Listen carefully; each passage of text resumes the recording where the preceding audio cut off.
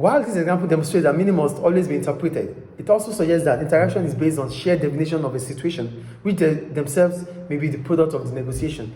So social interaction, therefore, does not simply involve obeying rules without question, because the meaning of behavior can change depending on its social context. Wrong, 1961 criticized what he calls an over-socialized conception of man. He rejects the idea that human behavior is governed entirely by the effect of the socialization.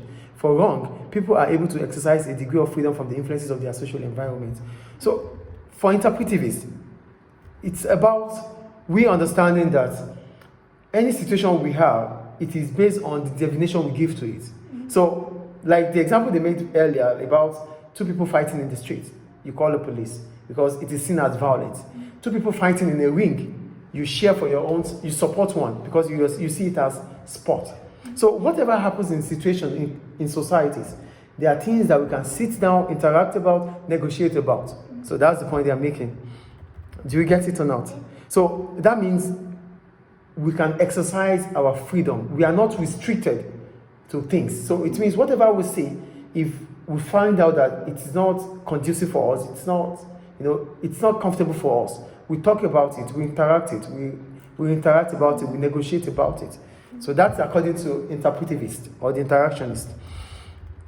So the idea of labeling demonstrates how interactionists view society as the product of social interaction. Labeling theory argues that when we name something, such as categorizing people as male or female, we associate the name with a set of characteristics that are then used to guide our behavior. These characteristics influence our behavior and attitude to the named person, object, or situation.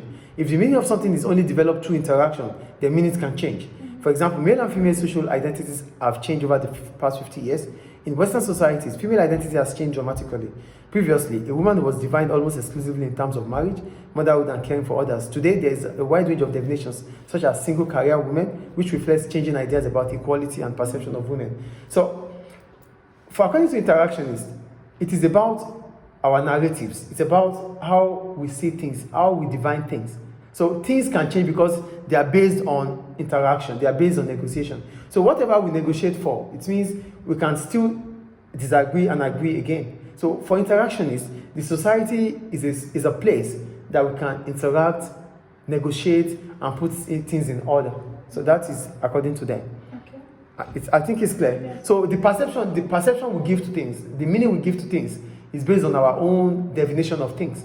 So it is acceptable if I think you are a woman, and I think you're a woman because you portray certain characteristics of women. So these things are taught. These things are things I've seen, and you've accepted that you are a woman. So if I'm calling you a woman, it's because you have accepted that you're a woman. So if you're not a woman, then we negotiate it. That, I can't do this. I'm unable to do this. I'm unable to do that. So I'm still not a woman. Do you understand? Yeah. So the society is based on the meaning we give to things, our social context, negotiating it, defining it, interacting with it. Is it clear? Yes. So we go to structuration now.